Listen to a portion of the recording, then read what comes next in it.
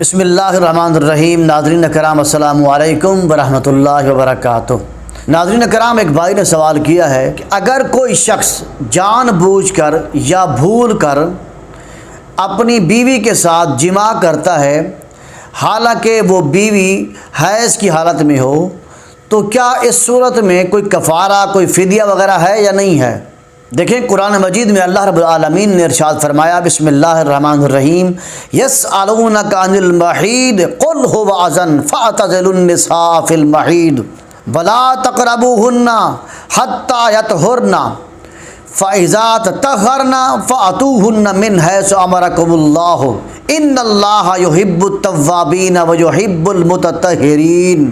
اللہ رب العالمین ارشاد فرمایا، اے محبوب، آپ سے حیض کے متعلق لوگ سوال کرتے ہیں تو آپ فرما دو کہ وہ گندی چیز ہے، وہ گندگی ہے، تو حیض کی حالت میں عورتوں سے جدا رہو، ان سے قربت اختیار نہ کرو جب تک کہ وہ پاک نہ ہو جائیں۔ تو جب پاک ہو جائیں تو ان کے پاس اس جگہ سے آؤ جس کا اللہ نے تمہیں حکم دیا ہے۔ بے شک اللہ دوست رکھتا ہے توبہ کرنے والوں کو اور دوست رکھتا ہے پاک ہونے والوں کو۔ قرآن مجید کی ان آیات سے یہ مسئلہ نکلتا ہے کہ جب بیوی کو حیض ہو یا نفاس ہو تو ان حالات میں اپنی بیوی کے ساتھ قربت اختیار نہ کریں۔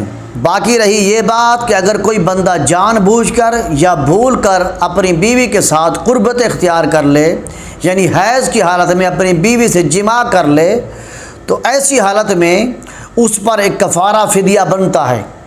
وہ کفارہ فدیہ کیا ہے؟ مثال کے طور پر آج کے دور میں آپ 500 یا 1000 روپے کسی غریب مستحق کو دے دیں، اور خامد اور بیوی دونوں پر توبہ اور استغفار بھی لازم ہے، اور آئندہ بھی احتیاط کرنی چاہیے۔ اور مردوں کو چاہیے کہ جب ان کی بیویاں حیض کی حالت میں ہوں یا نفاس کی حالت میں ہوں تو ان سے اس طرح کے معاملات نہ کریں کہ پھر وہ ان کے ساتھ جماع کر بیٹھیں۔ ان چیزوں سے احتیاط کرنی چاہیے۔ لہٰذا آپ نے ایک غلط کام کیا ہے، گناہ کا کام کیا ہے، آپ پر توبہ لازم ہے۔